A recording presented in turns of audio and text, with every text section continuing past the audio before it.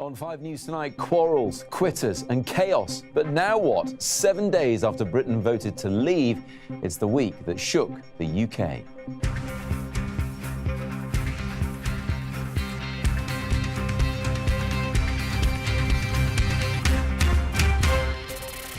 Today, Michael Gove called himself the Tory candidate for change, as others called him far worse. Do you feel betrayed by Mr. Gove? Meanwhile, Boris Johnson hinted at his feelings about missing out on the top job. And George Osborne abandoned plans to balance the budget by 2020, saying the economy is showing clear signs of shock. We've been talking to the people who voted leave about how they're getting used to the result. Yes, it's going to cost us, so be it, but at the end of the day, we've got our country back. No, I mean, the economy has been up and down for the past several years anyway. I'm 99.9% certain that it won't be a complete straight leave vote like we thought it would be. After an extraordinary 7 days, we'll be looking at some of the big unanswered questions. Who's likely to be running the country? How soon before we leave the EU? And how will it affect all of our finances? Also, remembering the Somme 100 years on.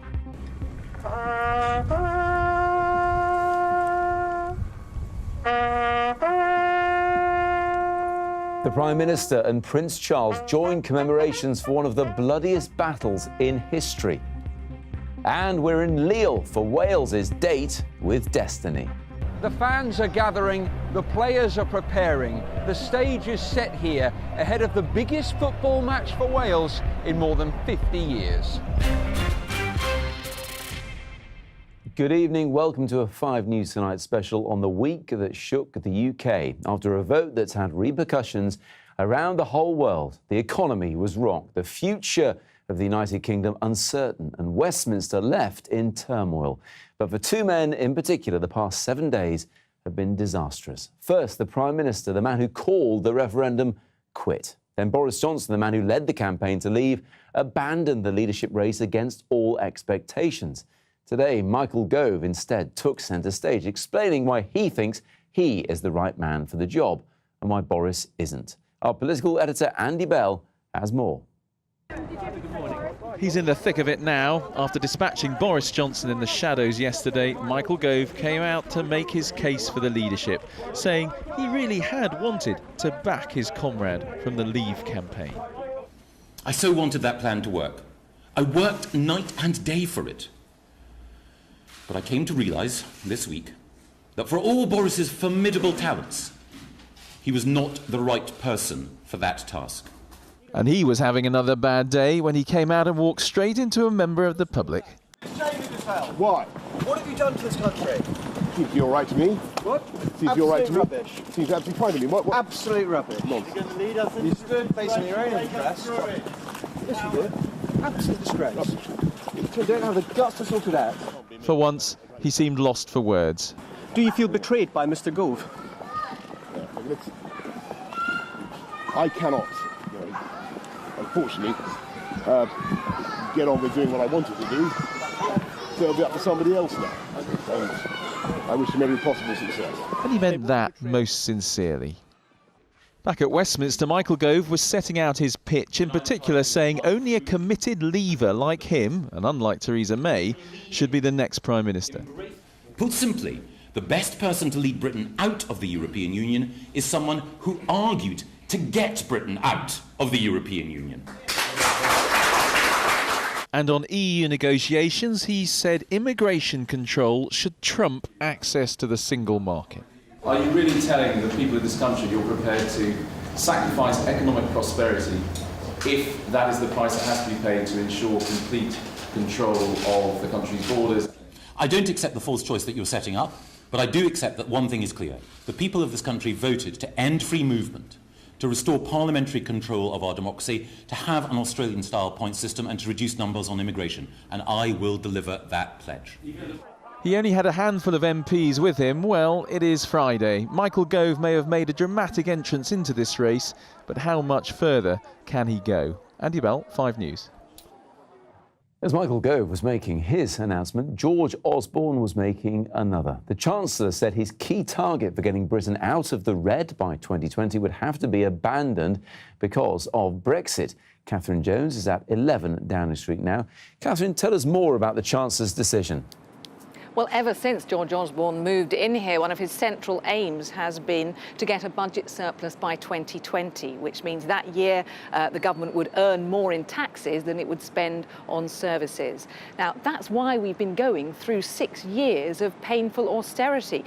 All those cuts that people took to the streets to protest about, the things like the bedroom tax and cuts to the pay for public sector workers in real terms and council services cuts.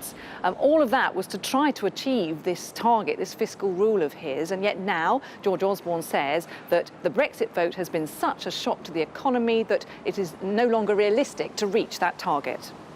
It's incredibly important we maintain fiscal credibility, that we are tough on the deficit while being realistic about achieving the surplus by the end of the decade. That is exactly what our fiscal rules provided for. They explicitly acknowledge the impact of a significant negative shock. So what does this abandonment by George Osborne of the policy signal for the future, Cathy?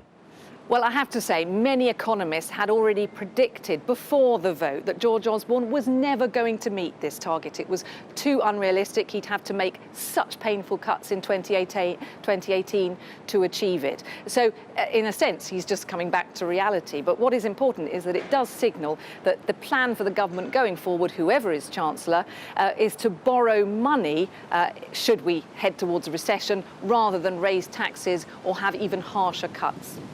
Cathy, many thanks indeed. On any normal day, that would be a huge story on its own, but it's not a normal day. It hasn't been a normal week. We're going to look back now on an extraordinary 7 days in politics. The result no one expected, not even those who most wanted it. Last Friday, the country decided to leave the European Union. Almost immediately, David Cameron announced he would step down as Prime Minister and leave Downing Street. Nicola Sturgeon also wasted no time in demanding Scotland should have a second vote on independence. Politicians from all sides were caught off guard, and so were financial markets, with the value of the pound against the dollar plunging by a record amount to a 31-year low at one point. As we greeted uncertainty, it was goodbye to Brussels. UKIP leader and current MEP Nigel Farage got the biggest send-off. While they were asking, why are you here in Brussels? At home, Jeremy Corbyn's critics were asking, why are you still here? As the Labour leader refused to bow to pressure and step down. The Conservatives stuck with the theme of uncertainty as they began the process of selecting their next leader. The man most expected to run for PM isn't, making his own swift Borexit, while his main supporter changed his mind, despite previously saying he could never be Prime Minister, and he threw his hat into the ring. 4 others joined him. Gove's main rival, Theresa May, actually voted to remain, but that seems like ancient history now. Following months of simmering disagreements and then the rapid eruption of a fast-changing political landscape, about the only thing to reach consensus is that things now need to move forward. It's been a whirlwind of a week in Westminster and beyond. With me now are Ian Dunt, editor of politics.co.uk, and Stephen Bush from the New Statesman. A whirlwind, Ian, that's perhaps left our heads spinning. So much has happened. Yeah, I still feel weird when there's no news happening. So there was a point where we reached peak news, where it was just sort of breaking every 20 minutes or so. You couldn't write anything without it being proved wrong, 20 minutes later. And the news died just after the Gove speech today, and there's now a period of calm which could last into the weekend, possibly, where people try to gather their wits about them. We really hope so, because there can't be any more writing about this. It's just too much. Yeah, thankfully the weekend is here, but plenty to chew over, plenty for people to get their heads around, Stephen, starting with who's going to be the next Prime Minister. Who do we think is the front runner here? Theresa May, or has Michael Gove done enough today to put his head ahead of hers? I think of the two of them, I think Theresa May is in a much stronger position. My read on the mood of the Conservative Parliamentary Party and the Conservative activist base is the very public knifing of Boris Johnson by Michael Gove has not gone down well. It's left a sour taste in a lot of people's mouth, and I think that will make it very hard for him to win from here. The question is whether or not Andrea Leadsom, who's the other Leave voter in the contest, can eat up his support, because then she could be quite a dangerous rival to Theresa May. Because once you're in that final round, so they spit out 2 contestants for the membership, it's like getting a ticket to, I don't know, the raffle or something. It's anyone's game. Yes, and talking of Andrea Leadsom, well, the voting to leave could lead to many different permutations of our future relationship with the EU, but she wants what's called full-fat Brexit. She wants completely out. Yeah, I mean, the economic consequences of that sort of thing are potentially catastrophic. I mean, they would probably go on for decades and would leave this country in a much poorer position than it is now in the single market. But whoever it is has to face up to a question in the end. If you're in the single market, you keep freedom of movement. So if you want to reduce immigration, fine, you can do that. But there are very significant economic consequences to that, and everyone will be brutalized by that central political choice that you have to make: immigration or the economy. There are so many different permutations, Stephen. We could follow the Norwegian model, where we pay money to trade with them, but we have to accept a lot of European laws and free movement. There's Swiss model. We could do what other city-states do, like Hong Kong and Singapore. But we've heard today from the EU Trade Commissioner, a Swedish woman, who said, before you do any of that, you have to leave first, which could take at least 2 years, and then start making deals. How long is it all going to take? Well, it's sort of up in the air. At a minimum, it would take 2 years. The wording of Article 50 is you trigger it, and that triggers a 2-year negotiation period between the other 27 countries of the EU. Once you've left, you're on the discussion, but you're not part of the discussion. The commissioners are striking a very hard tone at the moment because they don't want anyone else. They've all got their own Farages in their own countries, and they don't want any of their Farages to be getting excited and saying, look what a great deal Britain got. The elected politicians, they're in a slightly different position. They're slightly less willing to give Britain a hard time, so it depends who wins that power struggle, really. Final word, Ian, just quickly on Jeremy Corbyn. What's going to happen with the Labour Party? You've got 20 seconds to answer that. So there's a chance the members are now more critical of him than he thinks they are. He thinks he's got that support from the members that will keep him in charge there. It may be that they've gone off him a little bit. There's a glimmer of hope that Labour may be able to just prize him out of that position. Thank you both very much indeed. Well, as politicians and pundits struggle to keep up with what's been going on, welcome for the weekend. What do the people who voted to leave make of the past week? Thurrock in Essex was one of the most pro-leave towns in Britain. Today, Dominic Reynolds headed there to find out how people are feeling now. Economic shocks, social pressure, and Westminster turned upside down. It's supposed to be a long time in politics, but this week has been a long one for everyone. So what do Leavers make of the referendum fireworks? Thurrock in Essex was 72% Leave. It's 100% in this metalworks. Are we still going to keep away immigration? That's a central question for John. He doesn't want politicians to lose sight of it now. You'd happily be a bit poorer to cut immigration? Yeah, at the end of the day, we needed our control back, which we didn't have. So, yes, it's going to cost us, so be it. But at the end of the day, we've got our country back. It actually doesn't line up. Rob is frustrated with a Chinese steel he has to fix problems with. He voted Leave to put UK industry first, but now he's not sure that'll happen. I'm 99.9% certain that it won't be a complete straight Leave vote like we thought it would be. What do you think's going to happen? Just be a renegotiation, that's what I think will happen. I don't think they're going to... Article 50 probably won't be triggered for as long as possible. Marek told me despite being here 12 years, this week he felt uncomfortable as a Polish man in the UK. On TV he heard reports of anti-Polish abuse. We don't welcome you anymore, you have to move back to your country, or you are a Polish vermin, or, you know, hearing stuff like this, it makes me feel like I'm kind of outsider, you know. A few units away is Rob's furniture business, also a Leave voter.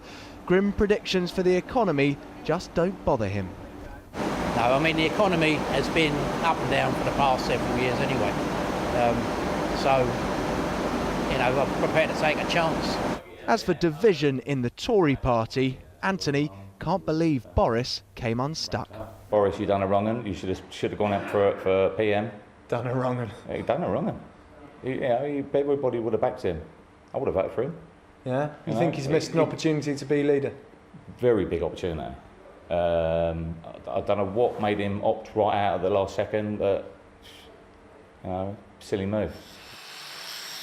Not a single Remain voter at work for us to talk to today, or a single woman either. But no one we did speak to had any regrets about their vote, even if they did have worries about what the end product might look like. Dominic Reynolds, 5 News in Thurrock.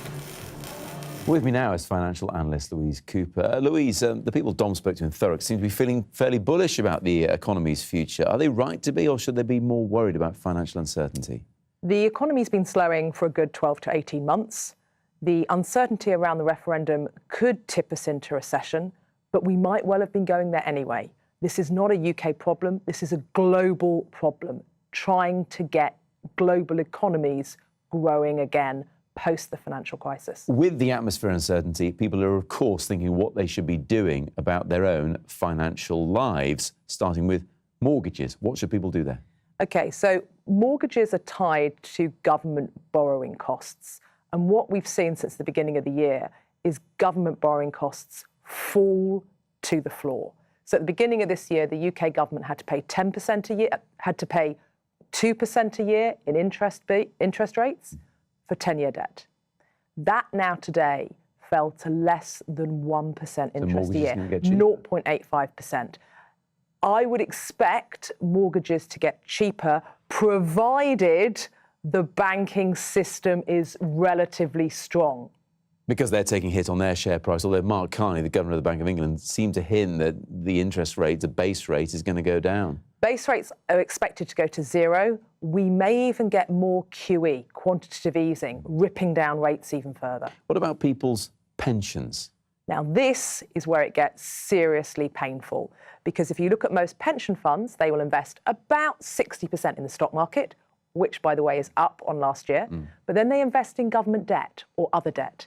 And as I've just said, you're getting hardly any return at all on government debt. Now, that means if you've got a pension and you're trying to save up a nest egg, you're not getting pretty much any return in those bond markets. Is that why things like the FTSE 100 are going up against what? Because you're forced into the stock market because you get nothing in the debt markets. There is $9 trillion of negatively yielding bonds out there. What I mean is that you give a government $100 or yen or euro or Danish kroner, and they give you less back at the end of the year. That is extraordinary. We live in extraordinary times, and the UK economic problems are just part of a global problem. It's not just the referendum. Louise, many thanks.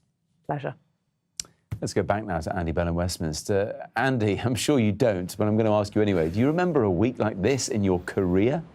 No, I certainly don't, Matt, but I don't think we've had a week like this in political terms in decades. I've been trying to think of a time when the two main UK parties have both been going through this kind of spasm of looking for a political leader at the same time, and I can't think of one.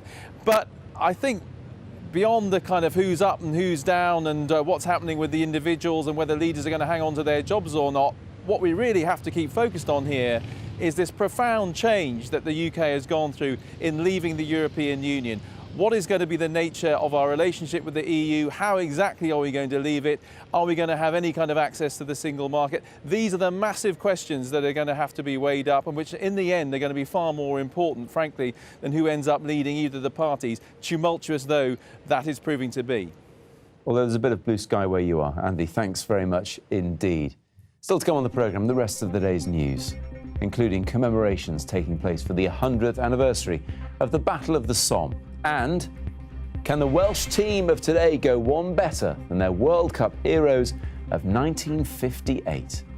All that and more after the break.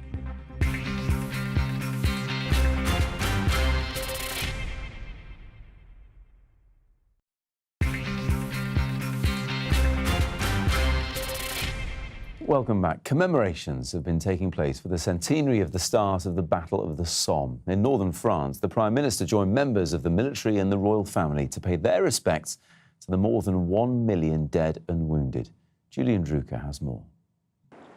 100 years to the day since the British military's bloodiest day. The Battle of the Somme was fought right here in northern France and would last 5 brutal months. So at the Thiepval Memorial, which stands on the former battlefield, 10,000 gathered here to remember the tens of thousands more who lost their lives. As well as members of the royal family, the French president met our Prime Minister in one of the final events he will attend.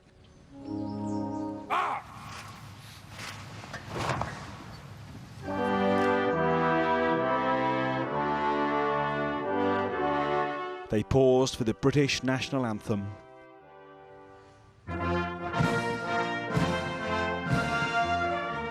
Then the French one.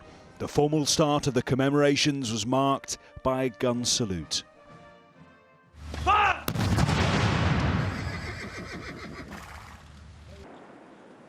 It invoked just a fraction of the noise which would have roared around these fields a century ago. The words of a soldier who was there today rang out on the very spot. The whole earth trembled. You could feel the vibrations coming up through the earth, through your limbs, through your body. Prince Charles read the words of poet John Masefield, who saw the horror and the squalor for himself in 1917.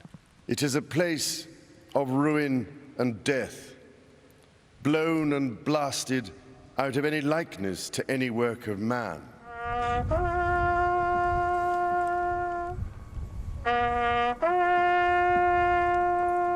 Elsewhere in northern France, at Lochnagar, the last post was played. There, the site of the largest crater made during the battle was fittingly adorned. To end the commemorations, young people lined the graves. The children of the 21st century, marking one of the grimmest moments of the 20th. Julian Drucker, 5 News. So a century on, why does the Somme still have such resonance today? Well, just look at the numbers. On the very first day of the battle, there were more than 57,000 British casualties. 19,240 men were killed on that day alone, the worst loss of life ever for Britain's military. Despite those huge losses, the Battle of the Somme dragged on, lasting a total of 141 days. By the end, on the 18th of November 1916, the official number of British dead, missing or wounded was 419,654. The total casualties on both sides have reached more than 1.3 million. It is considered one of the bloodiest battles in human history. And for what? Well, this is where they were fighting around the River Somme in the north of France, and this was the front line at the start of the battle. When it was over, the Allies had advanced just 6 miles, more than 1 million lives for 6 miles. Layla Hayes looks now at how the battle is still so significant. Across the United Kingdom, the nation fell silent today, remembering the husbands, fathers and sons who lost their lives in the Battle of the Somme. This morning, young men dressed in World War I uniforms entered stations and boarded trains, carrying cards with the names of soldiers who died, and moving some to tears. It began 100 years ago today, but changed the course of history forever. This trench at the Imperial War Museum shows the conditions the soldiers had to deal with. The men who climbed over the top that day walked straight into German enemy fire. On the first day of the battle alone, almost 20,000 British soldiers died. In all, there were 1 million casualties on both sides. It's war on an industrial scale. Mountains of munitions are fired, the guns are pounded for 5 long months. It's that wearing down, attritional nature of the battle that becomes so, it still resonates with us now as our memory of the First World War. Many of the men who went to the Somme were volunteer soldiers. I think you can put yourself in their shoes, you look at the faces on the photographs and, that could have easily have been me. Just can't imagine, what it would have been like in those circumstances. It's important that today, when we live the lives we do, to remember those people. Especially with everything going on in the world at the moment, it's important to remember, what we stand for and that we do support our neighbours. They fought on the battlefields in France, but the British soldiers who lost their lives there will never be forgotten. They shall grow not old, as we that are left grow old. Age shall not weary them, nor the years condemn. At the going down of the sun and in the morning.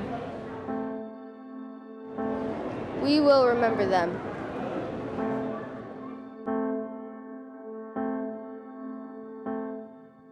Layla Hayes on the centenary of the start of the Battle of the Somme. Now, it's been described as their biggest game for over half a century, and right now Wales are gearing up for tonight's Euro 2016 quarter-final against Belgium, a team ranked second in the world. Peter Lane is with fans in Lille. Peter, what's the atmosphere like? Well, Matt, such a long wait for Wales to reach a match like this, and what a way to do it, here in a noisy Lille, close enough to home so that so many fans can travel here, and on a Friday too. What a perfect start to the weekend. But is this the start of a magical evening for Wales? Don't take me home, I just don't want to go to work. Wales plan to teach Belgium a thing or two on the pitch tonight, but before that, a lesson in song. Don't take me home. Welsh Dragons or Belgian Red Devils, someone will have to go home. Who's going to win? You can't both end the night happy. I'm going to say Wales because, you know, I've got to go Belgium, with my heart. But we'll see how it goes. Yes. But whatever happens, we'll always stay together. It's good luck for our friends for life. This is an emotional moment. It's brilliant. And that's a pretty good word to sum up the atmosphere, although some people trying to drive through the middle of Lille have experienced a few excitable obstacles. This is such a huge day for Wales that thousands of fans like Sean and Jamie are here without tickets because just being here is so important. You know, you come up for the atmosphere, everybody's intermingling. This is what it's all about. It's once in a lifetime for us. You know, first tournament since 1958, so we had to come out.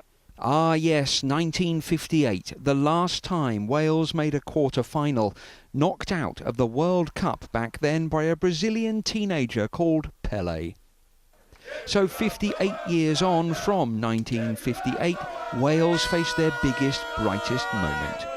I've waited for this for over 50 years, and it's just magnificent. It's just wonderful. Magnifique. A lifetime of waiting. A lifetime. When I started watching, I never thought I'd be a grandfather before this happened.